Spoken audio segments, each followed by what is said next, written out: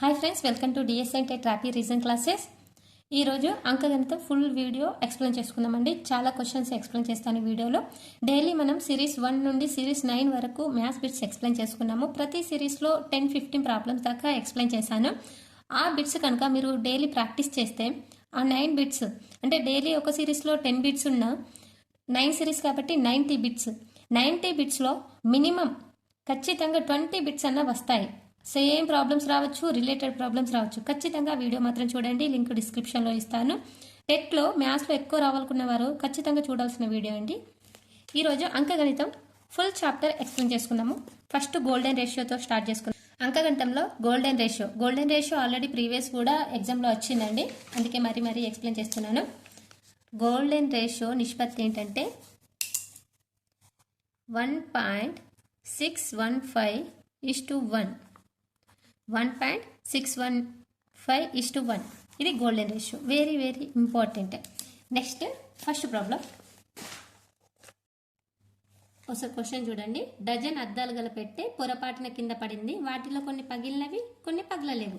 అయితే కింది వాటిలో పగలని అద్దాల నిష్పత్తి. ఖచ్చితంగా ఆన్సర్ కామెంట్లో తెలియజేయండి. 3:7లో పూర్వపదం 15, మరి పరపదం ఎంత? ఇది ఏ విధంగా చేయాలంటే 3:7 ఇందులో పూర్వపదం ఏంటి, పరపదం ఏంటో ఫస్ట్ తెలవాలి. ఇందులో 3ని పూర్వపదం అంటారు, 7ని పరపదం అంటారు. ఓకే, పూర్వపదం అంటే మొదటి పదం, పూర్వపదం. 7 పరపదం. ఇక్కడ మొదటి పదం ఎంత? పూర్వపదం 3 = 15. పరపదం ఎంత? 7 = ఎంత అని అడుగుతున్నారు. ఈ విధంగా చేసుకుంటే మనకు చాలా ఈజీ అయిపోతుంది. దీన్ని ఏం చేయాలంటే క్రాస్ మల్టిప్లికేషన్ చేస్తే అయిపోతుంది. 7 × 15/3. 3 1s 3 5s 15, 7 5s 35. పరపదం ఆన్సర్ ఎంత? 35. Okay, next question. ఇక్కడ నెక్స్ట్ క్వశ్చన్ చూడండి. 2:3లో 3:7 నిష్పత్తిలో పూర్వ పర పదాల భేదం 35. అయితే మొత్తం ఎంత? ఇక్కడ పూర్వపదం పరపదం ఇచ్చారు, వాటి భేదం కూడా ఇచ్చారు 35.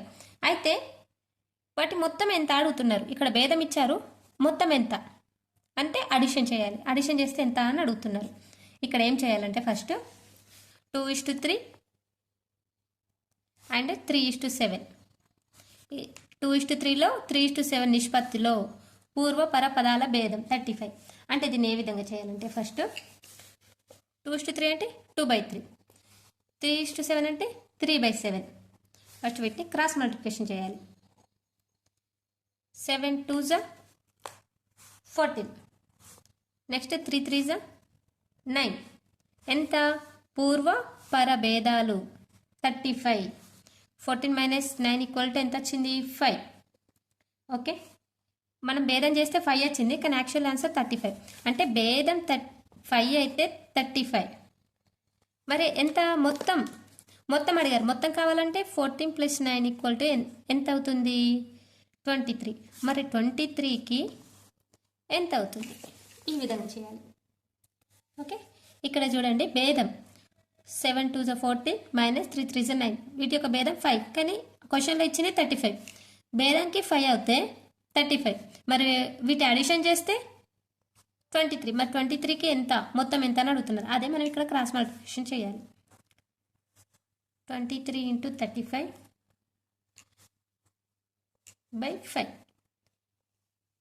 5 1s 5 7s 35.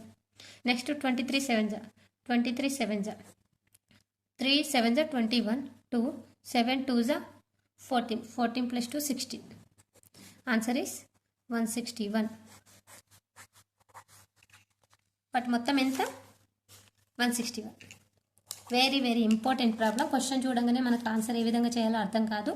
సింపుల్ ట్రిక్ అండి. 2:3 3:7. దీని ముందు డినామినేటర్గా రాసుకోవాలి. ఇట్లా ఫ్రాక్షన్స్లో రాసుకోవాలి. ఫ్రాక్షన్స్లో రాసుకున్నాక వీటిని క్రాస్ మల్టిప్లికేషన్ చేసి భేదం ఇంత అయితే అడిషన్ ఎంత. Next question.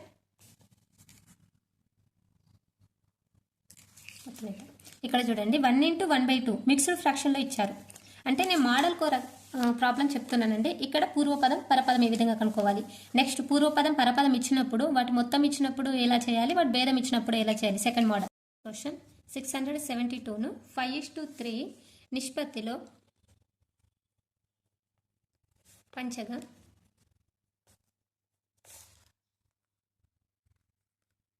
ఒక్కొక్క భాగం ఎంత అని అడిగారు. ఇది నెక్స్ట్ మోడల్లో ఉంది. ఇక్కడ మనము ఫస్ట్ ఏమో పూర్వపదాల భేదం అడిగాము, నెక్స్ట్ పూర్వపదం ఇచ్చి పరపదం భేదం అడిగారు. నెక్స్ట్ ఈ విధంగా 672ను 5:3 నిష్పత్తిలో పంచగా ఒక్కొక్క భాగం ఎంత. దీన్ని ఏ విధంగా చేయాలంటే 672ను 5:3 నిష్పత్తిలో పంచారు. ఈ విధంగా పంచితే ఫస్ట్ ఏం చేయాలంటే ఇక్కడ మొత్తం భాగాలు తెలుసుకోవాలి. 5:3 మొత్తం భాగాలు ఎంత, 5 + 3 = 8. మొత్తం భాగాలు 8 మొత్తం భాగాలు = 672. అయితే ఒక్కొక్క భాగం అడుగుతున్నారు మనకి, ఒక్కొక్క భాగం అడుగుతున్నారు కాబట్టి ఒక భాగం విలువ ఎంత, ఒక భాగం విలువ ఎంత ఈ విధంగా చేయాలి. అంటే 672/8. 8 1s 8, 8s 8 8s 64. 64 అంటే 3 మిగులుతుంది కదా. 8 4s 32. ఒక్క భాగం విలువ 84 అవుతుంది. 5:3 నిష్పత్తిలో పంచగా ఒక్కొక్క భాగం ఎంత, ఒక భాగం విలువ 84 అవుతుంది. మరి ఇక్కడ 5:3 మరి 5 భాగాల విలువ ఎంత అవుతుంది, 3 భాగాల విలువ ఎంత అవుతుంది, అది కూడా చేస్తే ప్రాబ్లం ఈజీగా అర్థమవుతుంది.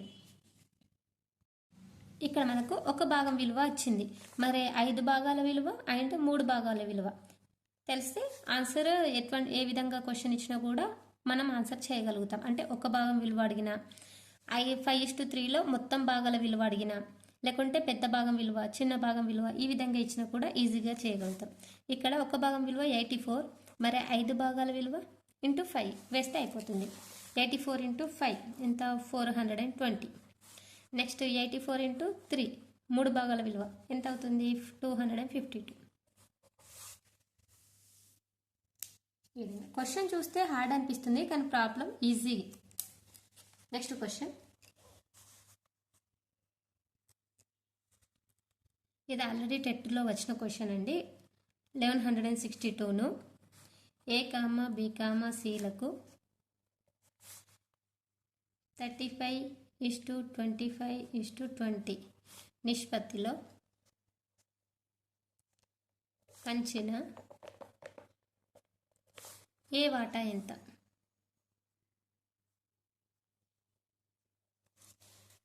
క్వశ్చన్ జాగ్రత్తగా అబ్జర్వ్ చేయండి. 1162ను A, B, Cలకు 35:25:20 నిష్పత్తిలో పంచిన ఏ వాటా ఎంత. దీన్ని ఏ విధంగా చేయాలంటే ఫస్ట్ ఈ 3 వాటాలు ఉన్నాయి కదా, ఈ 3 వాటాల మొత్తం 1162 కాబట్టి ఈ 3 వాటాలు ఎంత అవుతాయో చేయాలి. 35 + 28 + 20 = 0 + 8 8 8 + 5 13. 0 + 8 8 + 5 13. 13 means 3 1 3 5 5 8 83. అంటే మొత్తం నిష్పత్తుల వాటా 83. 83 = 1162. ఏ వాటా ఎంత అని అడిగాడు. ఏ వాటా ఏంటి, 35. 35 వాటా ఎంత తెలుసుకోవాలి. 35 = ఎంత, క్రాస్ మల్టిప్లికేషన్. ఇక్కడ 1162 × 35/83 ఈ విధంగా చేస్తే ఈజీగా సాల్వ్ అవుతుంది. నెక్స్ట్ ఇక్కడ 83 1s 83 14s క్యాన్సిల్ అవుతుంది.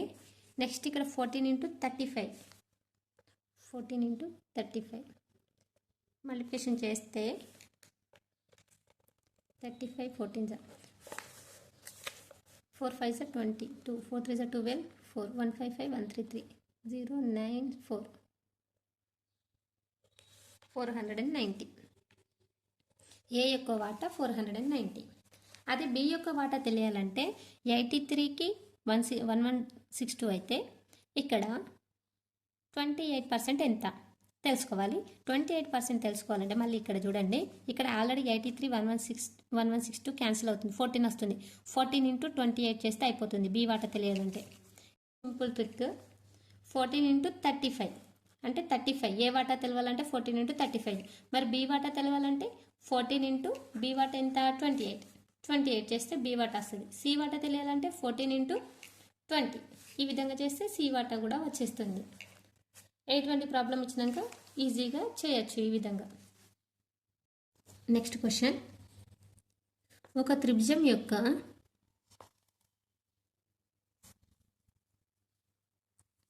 పెద్ద కోణం మరియు చిన్న కోణముల నిష్పత్తి ఎంత 3:1. ఆ త్రిభుజ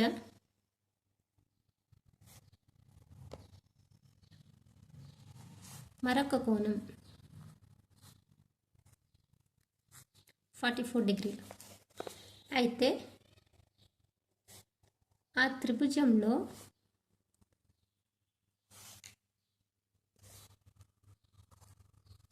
పెద్ద కోణంలో 15% విలువ కనుగొనండి.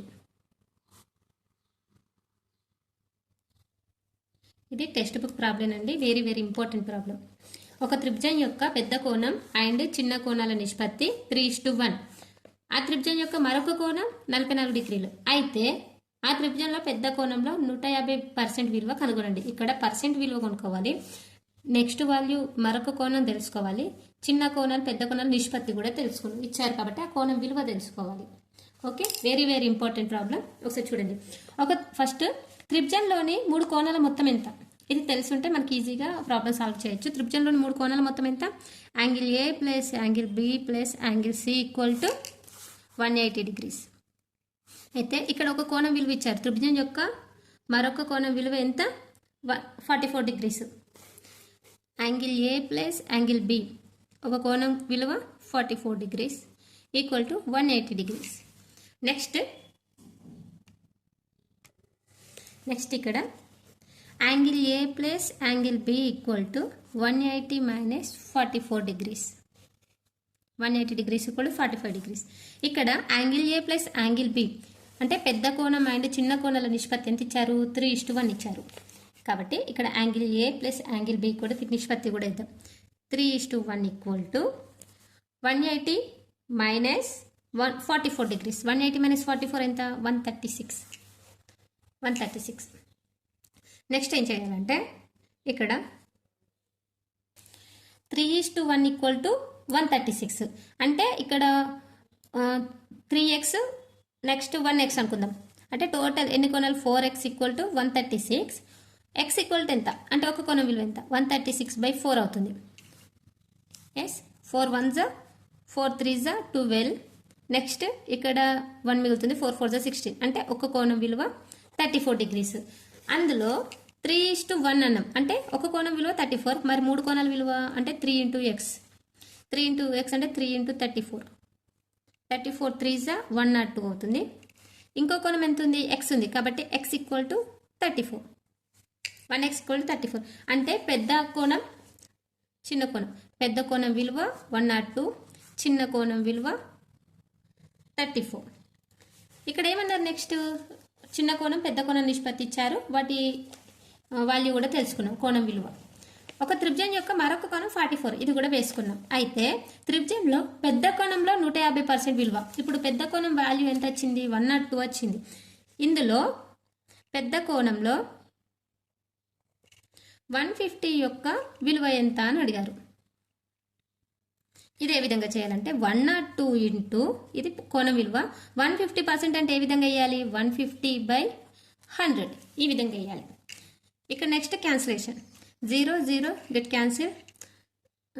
5 2s 5 3s 2 1s 2 5s 2 1s 51 3s 51 3s అంటే 3 1s 3 3 5s 15.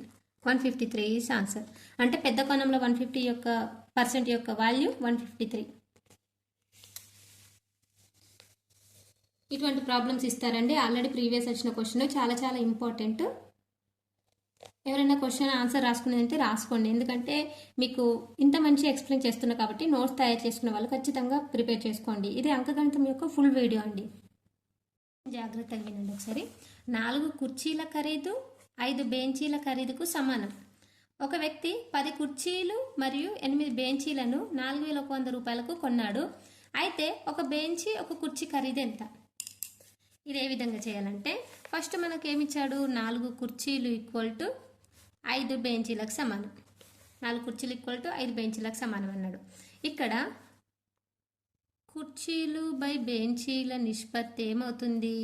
కుర్చీలు ఇక్కడనే ఉండని 4 నాట్ పంపిస్తున్నా, బెంచీల్ని కిందికి తీస్తున్నా, అంటే 5/4 అవుతుంది. 4 ఇంటూ చేస్తుంది కాబట్టి కుడి సైడ్కి వెళ్తే డివైడ్ అవుతుంది. కుర్చీలు 5, బెంచీలు 4 అవుతుంది. కుర్చీలు 5, బెంచీలు 4, అంటే 5x = 4x. నెక్స్ట్ ఇక్కడ ఏమని చెప్పారు క్వశ్చన్లో? ఇక్కడ చూడండి ఒకసారి. ఒక వ్యక్తి 10 కుర్చీలు 8 బెంచీలను 4100 రూపాయలకు కొన్నాడు. అంటే 10 కుర్చీలు, ఓకే, 10 కుర్చీలు, కుర్చీలు ఎన్ని? 5x, 10 కుర్చీలు ప్లస్ ఇంకా ఎన్ని? 8 బెంచీలు. 8 అంటే ఏంటి? 8 బెంచీలు. బెంచీలు ఎంత? 4x ఈక్వల్ టు ఎంత కొన్నాడు? 2000 కాదు, 4100 కొన్నాడు. 10 into 5 ఎంత? 50x plus 8 into 4, 8 4s 32x equal to 4100. Next 50x plus 32x ఏమవుతుంది? 82x equal to 4100. x equal to 4100/82. x value ఏమవుతుంది చూద్దాం. ఇక్కడ క్యాన్సిలేషన్ చేయాలి. ఏ నెంబర్తో చేద్దాం? ఇక్కడ 41 ఉంది కాబట్టి 41 2s 82 అవుతుంది. 41 1s next 100. Okay, next 2 1s 250s. Answer is 50. అంటే ఇది ఏ విధంగా అంటే 5 ఇక్కడ కుర్చీలు 10 కుర్చీలు 8 బెంచీల యొక్క అంటే అడిషన్ చేసాము. అడిషన్ చేస్తే 50 రూపాయలు వచ్చింది. ఓకే, భేదం ఎంత అవుతుందంటే భేదం ఇక్కడ 5x minus 4x. 5x minus 4x ఎంత? x అంటే x వాల్యూ ఎంత? 50. కుర్చీలు మరియు బెంచీల మధ్య భేదం 50 రూపీస్. ఈ విధంగా చేయాలి ప్రాబ్లం. Next important question. ఒక పుస్తకం మరియు పెన్ల ఖరీదు నిష్పత్తి. పుస్తకం మరియు పెన్ను ఖరీదుల నిష్పత్తి 7:5. పుస్తకం ఖరీదు పెన్ ఖరీదు కన్నా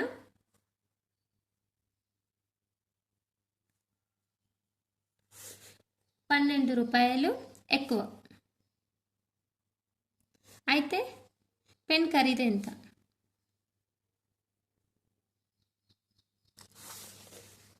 ఇది క్వశ్చన్. ఒక పుస్తకం మరియు పెన్ల ఖరీదు నిష్పత్తి ఇచ్చారు. ఇది పుస్తకం ఖరీదు పెన్ ఖరీదుల నిష్పత్తి. పుస్తకం ఖరీదు పెన్ ఖరీదు కన్నా ₹12 ఎక్కువ. అయితే పెన్ ఖరీదు ఎంత?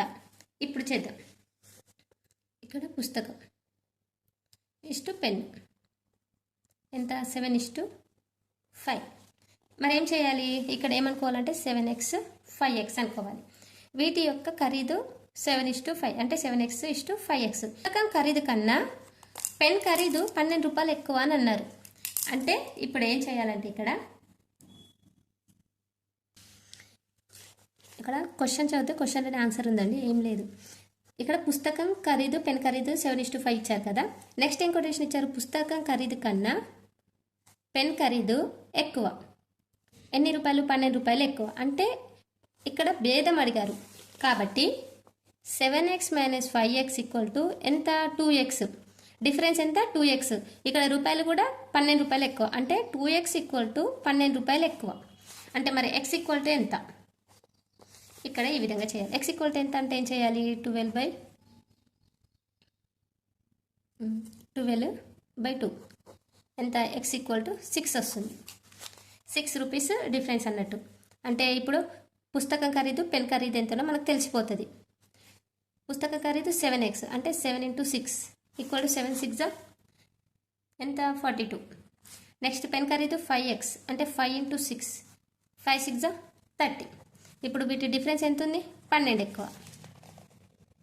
ఓకే, ఫస్ట్ పుస్తకం ఖరీదు పెన్ ఖరీదు వేసి వాటి మధ్య భేదం అడిగారు కాబట్టి భేదం equal to 2x. Okay, 2x అయితే x వాల్యూ ఎంత? ఈ విధంగా చేయాలి. నెక్స్ట్ క్వశ్చన్, 3 సంఖ్యల నిష్పత్తి 3:4:7 అయితే వాటి లబ్ధం 18,144. అయితే మొదటి సంఖ్య ఎంత? మొదటి సంఖ్య ఎంత? మొదటి సంఖ్య వాళ్ళే అడుగుతున్నారు. అంటే 3 సంఖ్యల నిష్పత్తి 3:4:7 వాటి యొక్క లబ్ధం 18,144. అయితే మొదటి సంఖ్య వాల్యూ ఎంత? అంటే 3 సంఖ్య వాల్యూ ఎంత? ఇది చాలా సింపుల్ అండి. ఏ విధంగా చేయాలి అంటే 3 సంఖ్యలు ఏమనుకుందాం? 3x = 4x = 7x. వీటి లబ్ధం ఎంత? 18,144.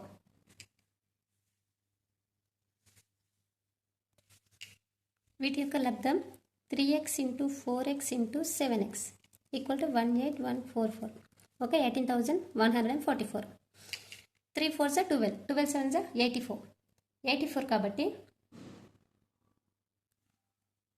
ఇక్కడ చూడండి x × x × x అంటే x³ ఈక్వల్ టు 18,144 3 × 4 × 7. ఇక్కడ మనం క్యాన్సిలేషన్ చేసుకోవచ్చు. 3 1s 3 6s 18. Okay, next 3 4s 12, 2 8s 24. Next 4తో కూడా క్యాన్సిల్ చేసుకోవచ్చు. 4 1s 1, 2 మిగులుతుంది. 4 5s 20, 4 1s 4 2s. Next 7 1s 7 2s 14 అంటే 1 మిగులుతుంది. 7 1s 7 అంటే ఇక్కడ 4 మిగులుతుంది. 7 6s 42. Answer is 216. అంటే x³ ఈక్వల్ టు 216. మరి x ఈక్వల్ టు √216. √216 యొక్క వాల్యూ 6. ఇక్కడ 6 × 6 × 6 6 6 36, 36 6 216. x వాల్యూ 36 అయితే మన దగ్గర ఏం అడిగారు? మొదటి సంఖ్య వాల్యూ ఎంత అడిగారు. మొదటి సంఖ్య ఎంత? 3 × 6 అంటే 3 × 6 equal to 3 × x equal to 3 × 6. 3 6 18 is answer. అందులో మొదటి సంఖ్య కాకుండా లాస్ట్ సంఖ్య అని అడిగారు అనుకో 7 × 6 7 6 42. ఆ విధంగా అవుతుంది ఆన్సర్.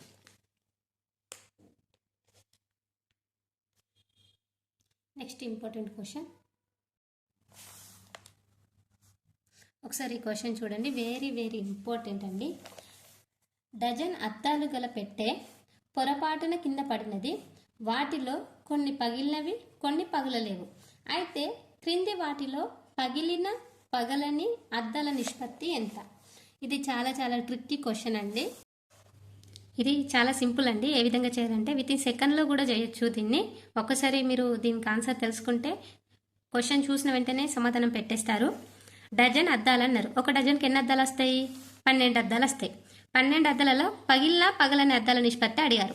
కాబట్టి ఇది ఏ విధంగా చేయాలంటే 12 యొక్క కారణాంకాలు తెలిస్తే దీనికి యొక్క ఆన్సర్ ఈజీ అండి. 1:3 1:3 అంటే 1 + 3 4 అవుతుంది. 4 అనేది 4 యొక్క కారణాంకం. 1:5 అంటే 6 అనేది కూడా 12 యొక్క కారణాంకం. ఇక్కడ 2:1 ఎంత అవుతుంది? 3 అవుతుంది. 3 కూడా 12 యొక్క కారణాంకం. ఇక్కడ 1:5 అంటే ఎంత అవుతుంది? 5 అవుతుంది. 5 ఒక్కటి 12 యొక్క కారణాంకం కాదు. అంటే ఇక్కడ 5 ఒక 12 యొక్క కారణాంకం కాదు. అంటే నిష్పత్తిలో కూడా లేదు. పగలని నిష్పత్తిలో లేనిది ఇది ఒక్కటే. ఓకే, అంటే ఇక్కడ పగలని అద్దాల నిష్పత్తిలో ఉండేటి 1:3 2:1 1:5. ఒక 1:4 అనేది ఉండదు. కాబట్టి క్రింది వాటిలో పగలని అద్దాల నిష్పత్తి ఎంత అంటే 1:5. చాలా సింపుల్ అండి. మీకు ఈ క్వశ్చన్ నచ్చితే లైక్ చేయండి. మరిన్ని వీడియోస్ కోసం మన ఛానల్ని ఖచ్చితంగా సబ్స్క్రైబ్ చేయండి. Thank you.